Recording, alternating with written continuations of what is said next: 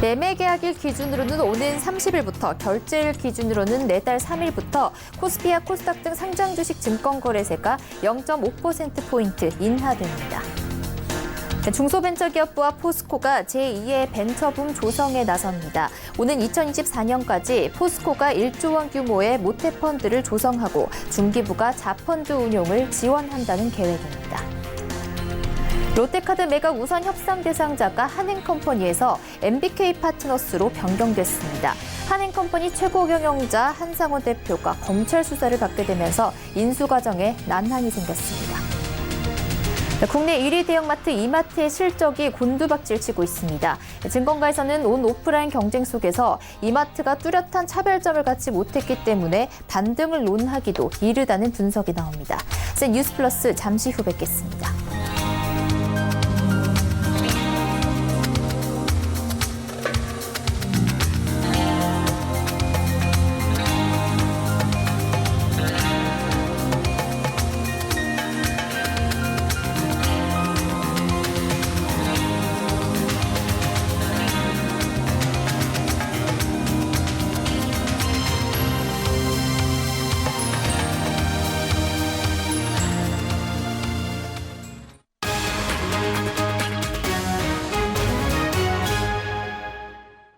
시청자 여러분 안녕하십니까? 뉴스플러스 양한나입니다.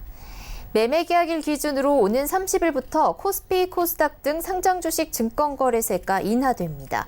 결제일 기준으로는 내달 3일 이후 양도되는 주식부터 인하된 증권거래세가 적용됩니다.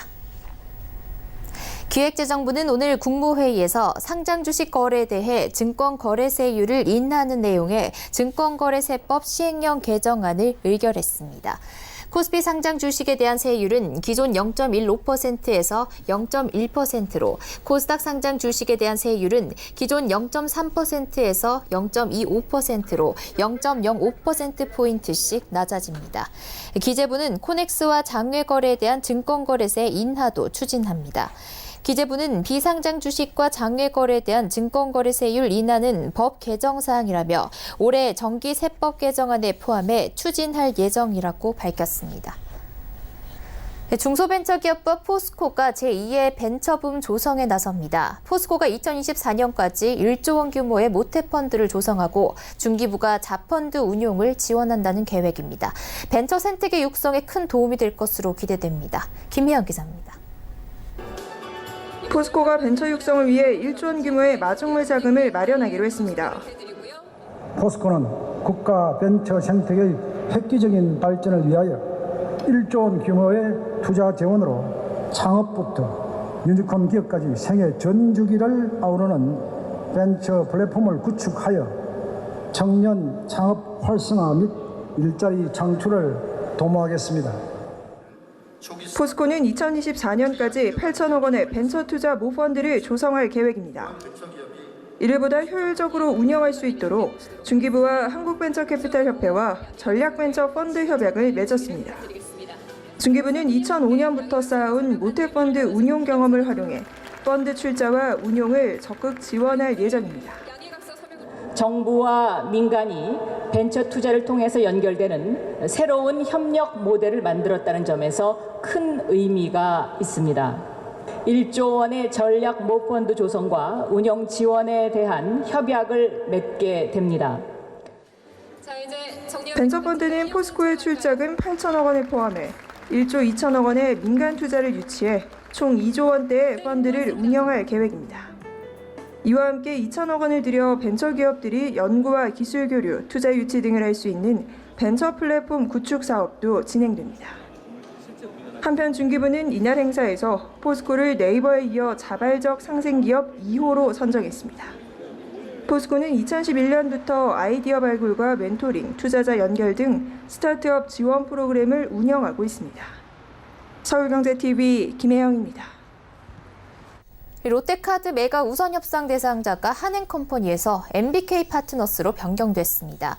롯데지주는 지난 3일 한행컴퍼니를 우선 협상 대상자로 선정했으나 13일 배타적 우선 협상 기간이 만료돼 MBK 파트너스를 새로운 우선 협상 대상자로 선정해 통보했다고 공시했습니다. 롯데는 앞서 롯데지주가 보유 중인 롯데카드 지분 93.78%를 매각할 우선 협상 대상자로 한행컴퍼니를 선정한 바 있습니다. 그러나 한행컴퍼니 최고 경영자 한상원 대표가 검찰 수사를 받게 된 데다 롯데카드 노동조합도 한행컴퍼니의 인수에 반대 입장을 밝히면서 인수 과정에 난항이 예상됐습니다. 검찰 수사가 진행되면 법원 판결 전까지 대주주 적격 심사가 중단되고 사법당국에서 결격 사유에 해당한다고 판단하면 인수 자체가 물 건너갈 수 있습니다. 특히 지주사 체제로 전환한 롯데그룹은 오는 10월까지 롯데카드 매각을 완료해야 하는 상황입니다. 국내 1위 대형마트 이마트의 실적이 곤두박질 치고 있습니다. 온라인 시장이 성장하고 있는 상황에서 대형마트가 부진을 면치 못하고 있는 건데요. 반등은 언제쯤 가능할까요? 이보경 기자입니다. 유통공룡 이마트의 부진이 심상치 않습니다. 지난 1분기 이마트의 영업이익은 전년 동기 대비 51.6%나 줄면서 시장의 기대를 크게 밑돌았습니다. 핵심 사업본부인 오프라인 할인점 이마트의 영업이익이 30% 가까이 급감한 것이 뼈아팠습니다. 특히 이마트가 연초부터 대대적으로 펼친 공격적인 최저가 경쟁은 제살 깎아먹기가 됐다는 평가가 나옵니다. 뿐만 아니라 신사업 부문 손실도 실적을 끌어내렸습니다. 쿠팡과 마켓컬리 등 온라인 사업자의 빠른 성장에 대응해 이마트는 전문 점포의 확장과 이커머스 사업 확대 등을 추진하고 있습니다. 이 과정에서 신규 투자 비용이 컸고 전문점과 온라인 부문이 각각 227억 원, 108억 원 규모의 영업 손실을 기록했습니다. 당분간 실적 개선 가능성도 어둡습니다. 이정 NH투자증권 연구원은 아직 반등을 논하긴 이른 시점이라고 못을 박았습니다. 심화하고 있는 온라인 오프라인 경쟁 속에서 뚜렷한 차별점을 찾지 못했기 때문입니다. 남성현 하나투자증권 연구원 역시 온라인 점유율 확대를 위한 프로모션이 유지될 가능성이 높고 온오프라인 경쟁 심화에 따라 차별적인 객수 회복은 쉽지 않을 것이라고 전망합니다. 서울경제TV 이보경입니다. 코스피 상장이 무산된 바디 브랜드의 코스닥 상장 여부를 두고 관심이 집중되고 있습니다. 주주들을 중심으로 코스닥 상장을 추진하라는 목소리가 나오고 있기 때문인데요. 바디 브랜드의 코스닥 상장 가능한 이야기인지 회사 측 입장은 어떨지 이소영 기자가 보도합니다. 지난 4월 24일 바디 브랜드의 코스피 상장이 무산됐습니다. 거래소의 미승인 소식이 전해진 후 장외 시장에서 바디 브랜드의 주가는 하락하기 시작했습니다. 상장이 추진되던 작년 말 현재 주식수를 기준으로 주당 26,000원에 달했던 주가는 상장 무산 이후 한 달이 흐른 현재 14,000원대를 기록 중입니다. 계속해서 기업의 가치가 떨어지자 주주들은 코스닥 시장 상장을 추진하라는 의견을 내고 있습니다. 이들은 코스닥이 코스피보다 상장 규정이 완화된 시장이라는 점에 주목한 것입니다. 에코프로비엠과 대창스틸의 사례도 이들의 주장에 힘을 보태고 있습니다. 에코프로비엠은 지난해, 대창스틸은 2012년 각각 코스피 심사에서 탈락한 뒤 코스닥 상장을 추진해 현재 코스닥 시장에서 거래 중이기 때문입니다. 바디 브랜드의 코스닥 상장 역시 불가능한 것은 아닙니다. 다만 바디 브랜드의 코스닥 추진이 당장 진행되기는 힘든 상황입니다. 코스피 상장을 무산시켰던 재무적 이슈는 물론 경영진 이슈 역시 아직 해소되지 않았기 때문입니다.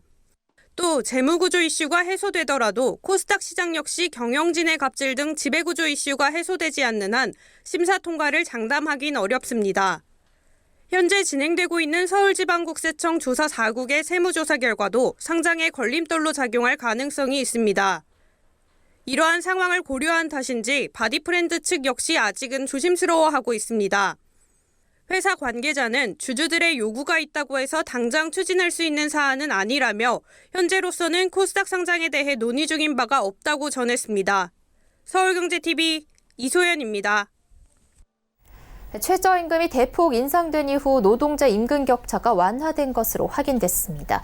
고용노동부가 주최한 최저임금 영향 분석 토론회에서 발표된 자료에 따르면 지난해 진입 개수가 큰 폭으로 감소한 것으로 나타났습니다. 작년 임금 상위 20%의 임금 총액을 하위 40%의 임금 총액으로 나눈 10분위 분배율도 전년 대비 큰 폭으로 떨어졌습니다. 중위 임금의 3분의 2 미만 임금을 받는 저임금 노동자 비중도 조사 이후 최저치를 기록했습니다. 작년 6월 기준 저임금 노동자 비중은 전년 대비 3.3%포인트 떨어진 19%였습니다. 저임금 노동자 비중이 20% 아래로 떨어진 건 조사를 시작한 2008년 이후 처음입니다. 이번 분석 결과를 발표한 김준영 한국고용정보원 고용동향 분석팀장은 임금은 위계적 구조를 이루고 있다면서 저임금 집단의 임금 상승은 중간 임금 집단 노동자의 임금까지 연쇄적으로 올리는 효과가 있다고 설명했습니다.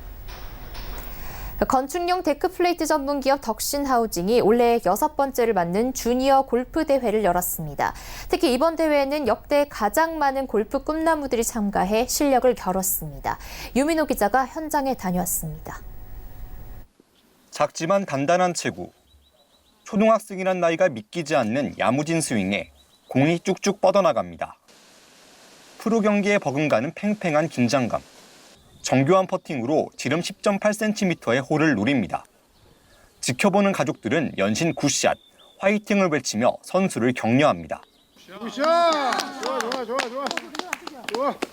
올해 6회를 맞은 덕신하우징배 전국 주니어 챔피언십이 지난 16일부터 이틀간 충북 청주에서 열렸습니다. 이번 대회는 역대 가장 많은 182명의 선수가 참가해 열띤 경쟁을 벌였습니다.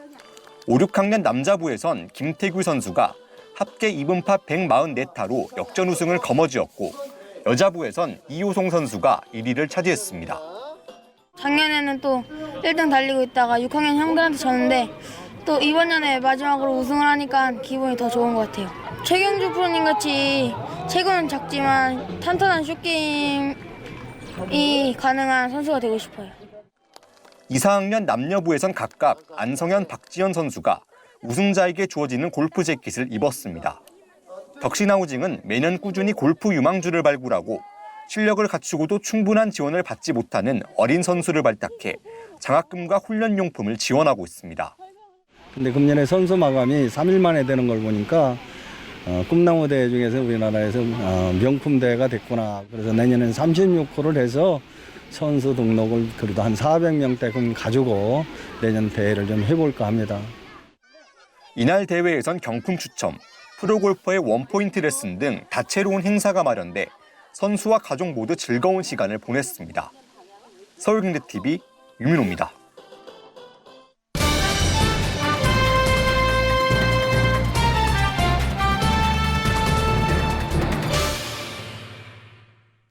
네, 그야말로 쥐꼬리 수익률을 올리고 있는 퇴직연금 개혁에 본격 시동이 걸렸습니다. 앞으로 디폴트 옵션 및 기금형 퇴직연금이 도입된다고 한다는데요. 이게 어떠한 내용이고 또 기대되는 부분은 어떻게 될지 우리은행 퇴직연금부 임상재 부부장 연결해서 이야기 들어보겠습니다. 안녕하세요. 네, 안녕하십니까. 네, 이 자본시장 특위에서 퇴직연금 개선안을 발표를 했는데요. 우선 기존 퇴직연금에 어떤 문제가 있었기에 이번에 개편안이 나오게 된 겁니까? 네, 퇴직연금 시장 규모가 이제 2018년 말 기준으로 190조 원에 이르고 있었는데요. 그중 90%가 능히 낮은 금리 원리금 보장 상품으로 구성되어 있다 보니 물가 상승을 감안한 실질 수익률이 마이너스입니다. 이런 이제 저조한 퇴직연금 수익률을 끌어올리기 위해서 이번 개편안이 나오게 되었습니다. 네. 그럼 구체적으로 개편안을 살펴보겠습니다. 우선 근로자가 스스로 운영을 책임지는 확정기여형, 즉 DC형 퇴직연금에는 디폴트 옵션을 도입을 하기로 했는데요. 이 디폴트 옵션이라는 게 어떤 겁니까? 예, 이 디폴트 옵션은 이제 DC형 퇴직연금 가입자가 별다른 이제 상품 운용 지시를 하지 않아도 금융기관이 사전에 정해놓은 운용 방법으로 투자 상품을 이제 자동으로 정해서요 운용하는 제도인데요. 이 장기적 관점에서는 이제 운용 효율성을 높여서 자산 수익률이 높아질 것으로 기대됩니다. 네, 해외에서는 이미 디폴트 옵션 제도를 운영하고 있다고 하는데 대표적으로 어떤 사례가 있습니까? 예, 대표적인 이제 성공 사례로 미국과 호주를 들 수 있는데요. 그 미국 같은 경우는 생애 중기형 펀드, 생애 주기형 펀드 등 이제 전문가가 설정한 이제 투자 전략을 통해서 우수한 이제 성과를 내고 있고요. 호주는 인프라 펀드 등 이제 중장기적으로 안정된 그 대체 펀드 등의 투자가 활발합니다.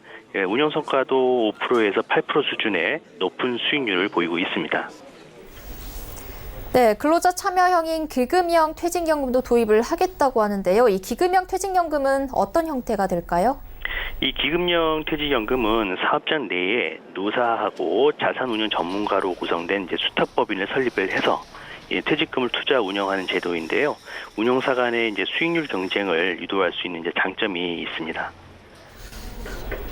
네, 이번 개편 목적이 수익률을 높이기 위한 것이라고 했는데 실제로 이 수익률에 얼마나 효과가 있을까요? 가입자가 이제 직접 상품을 선택하고 교체해야 하는 기존 계약형 제도보다는 기금형은 수탁법인을 통해서 자산 운용 전문성을 이제 제고해서 수익률을 높일 수 있겠고요. 향후에 그 자본시장 활성화에도 큰 도움이 될 것으로 전망됩니다. 네, 우리은행 퇴직연금부의 임상재 부부장이셨습니다. 감사합니다. 네, 고맙습니다.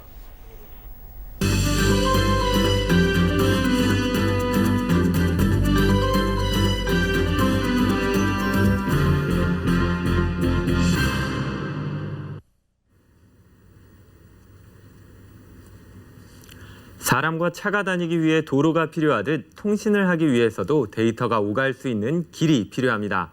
오늘 BGN CEO에서는 데이터의 길을 만드는 광정송장비 분야의 강자로 최근에는 사물인터넷, OLED 공정 부문까지 진출해 두각을 나타내고 있는 우리넷을 만나보려고 합니다.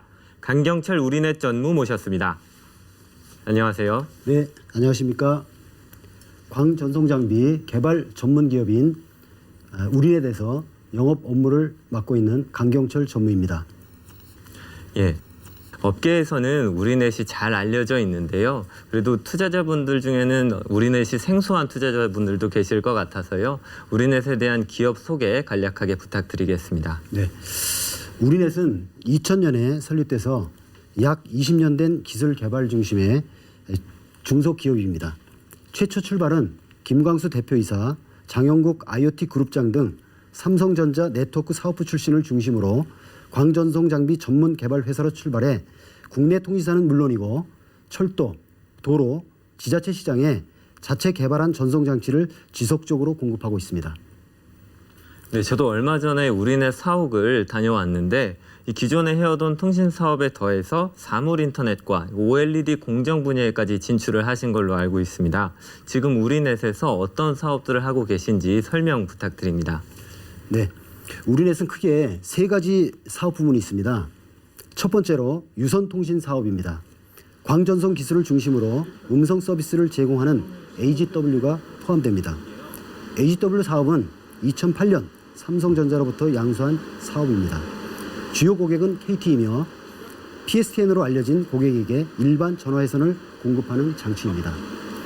전화 서비스는 스마트폰, 아이폰과 함께 많은 변화가 진행되고 있지만 아직도 많은 사용자를 보유하고 있는 PSTN에서는 중요한 통신 회선입니다. 두 번째로 2017년 펜텍으로부터 양수된 LTE IoT 사업이 있고 세 번째로는 OLED 공정 사업이 있습니다. 지난 2018년부터 OLED 관련 신규 사업 부분을 신설하고 올해인 2019년부터는 본격적인 매출 등 사업 실적의 가시화를 기대하고 있습니다. OLED 부분은 다음 기회에 자세하게 말씀드릴 수 있을 것 같습니다. 예, 감사합니다. 우선 이 광전송 장비 부분에 대해서 질문을 드리고 싶은데요. 저도 직접 가서 장비들을 봤지만 이 외관상으로는 어떤 역할을 하는 장비인지 쉽게 감이 오지는 않더라고요. POTN이라고 불리던데 이 광전송 장비가 어떤 역할을 하는지 좀 설명 부탁드립니다. 네, POTN은 광패킷 회선 통합 전송 장치라고 불리는 차세대 광전송 장치로서 국내에서는 우리넷이 최초로 개발하고 상용화까지 이루어진 장치입니다. 여기서 광전송 장치란 음성이나 데이터, TV 방송 등의 전기적인 신호를 광신호로 변환하여 전송하는 일련의 광통신 시스템을 일컫습니다. 우리넷 POTN은 과거에 여러 회선으로 나뉘던 데이터 전송 장치를 통합한 의미도 있고요. 운영 환경을 최적화해서 손쉽게 운영할 수 있는 장점이 있습니다. 더불어 고객의 운영 환경과의 통합도 원활하게 이루어질 수 있습니다. 용량 측면에서도 테라급을 제공하는 장치로서 국내에서 처음 상용화된 장치입니다. 사업화에 적절한 용량과 기능으로 판단하여 추가적인 개발을 진행 중에 있으며 지금보다 용량을 늘린 대용량 국산 POTN 장치의 개발도 추진 중에 있습니다. 예, 그렇군요. 우리는 이렇게 스마트폰 터치 몇 번으로 전화를 하고 메시지를 보냈지만 이 뒤에서는 우리넷의 광정송 장비 같은 통신 장비들이 길을 만들어주는 역할을 하고 있었던 거군요. 다음으로 최근에 각광을 받고 있는 사물 인터넷 분야에 대해서 좀 말씀을 부탁드리고 싶은데 이 IoT 사업은 어떻게 추진 중이신지 말씀 부탁드립니다. 네, 2년 전인 2017년도에 펜텍으로부터 사물 인터넷 IoT 부문을 양수해서 무선 통신 사업을 본격적으로 추진하고 있습니다. 펜텍의 노하우와 자체 기술력을 중심으로 경쟁력과 기술 우수성 확보를 위해 노력하고 있습니다. LTE IoT 모듈, 모뎀, 라우터 등을 개발 제조하고 있으며 솔루션의 최적화를 위한 공동 개발도 활발하게 진행하고 있습니다. 최근 SKT의 보안 장치형 무선 통신 장비에 선정되는 등 기술력을 바탕으로 한 사업화에 총력을 다하고 있습니다. 예. 사물 인터넷 분야는 이제 흔히 아는 가정용뿐만 아니라 교통 솔루션이나 재해 분야에까지 이제 사용이 가능할 것으로 예측이 되고 있어서 앞으로 우리넷에도 기회가 더 많을 걸로 생각이 됩니다. 이제 우리넷의 경쟁력에 대해서 한번 얘기해 볼 텐데요. 우리넷이 국내에서 높은 점유율을 가질 수 있었던 비결 무엇이라고 생각하시는지 말씀 부탁드립니다. 네. 우리넷의 광통신 제품의 경우 전체 국내 시장의 30에서 40% 정도의 점유율을 가지고 있고 유선 통신 장비 부분은 약 40%가량 됩니다. 이 같은 점유율을 가질 수 있었던 우리넷의 경쟁력으로는 자체 기술력을 꼽을 수 있습니다. 우리넷은 현재 비메모리 반도체 설계 능력과 음성 처리 기술뿐만 아니라 다양한 프로세서를 통한 개발 능력, 다양한 운영 체계 처리 기술, 안테나 설계 기술 등을 자체 기술로 보유하고 있습니다. 이러한 기술을 바탕으로 하드웨어 제품까지 직접 개발하고 있습니다. 이렇게 개발된 제품은 20년의 통신 제품 생산 및 품질 관리 노하우를 바탕으로 한 제조와 시험 공정을 거쳐서 고객에게 공급을 하게 됩니다. 현장에 공급되어 고객이 운영 중인 장치는 365일 기술 지원과 서비스 유지를 위한 지원을 받게 됩니다. 이런 모든 관계화 체계가 지금의 우리넷을 있게 만들었고 조금씩 발전하게 만들었으며 미래를 자신감 있게 맞을 수 있게 해준 원동력이 되었습니다. 예. 끊임없는 연구 개발이 우리넷의 자체 기술력을 향상시켰고 바로 그게 중요한 경쟁력이 됐다는 말씀이신데 그럼에도 불구하고 좀 우려되는 부분이 중국과 같은 해외 업체들이 공세를 펼치고 있는 것인데요. 현재 통신장비 시장의 상황은 어떤가요? 유선이나 무선 장치 모두 중국을 비롯한 해외 글로벌 대기업의 강세에 많은 고전을 하고 있는 것이 사실입니다. 이는 기술적인 측면과 가격적인 측면을 모두 갖춘 제품과의 경쟁을 의미하는 것이라서 쉽지 않은 경쟁 구조입니다.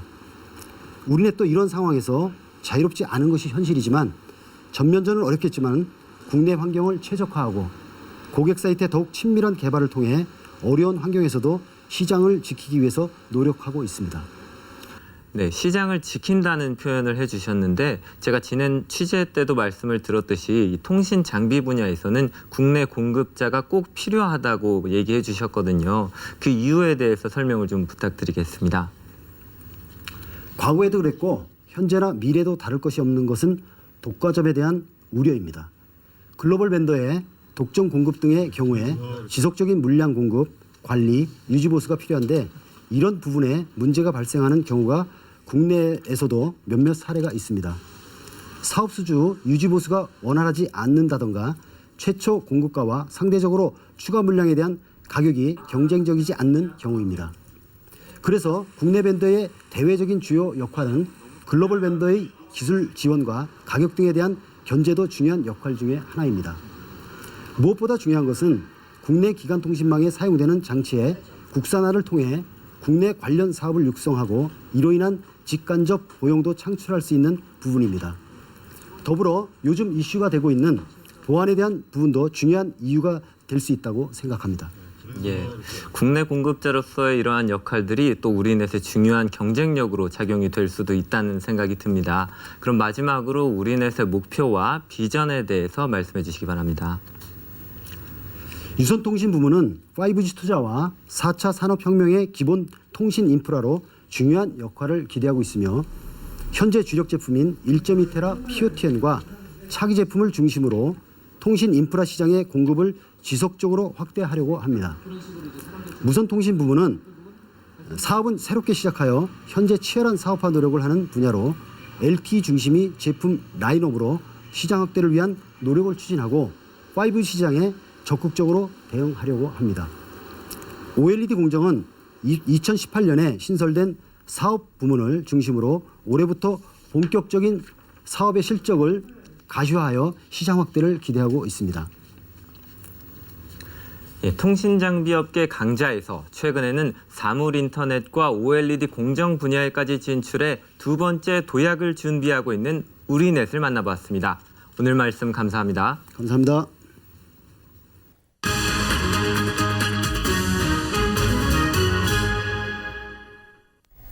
젠 뉴스 플러스 여기까지입니다. 시청해주신 여러분 고맙습니다.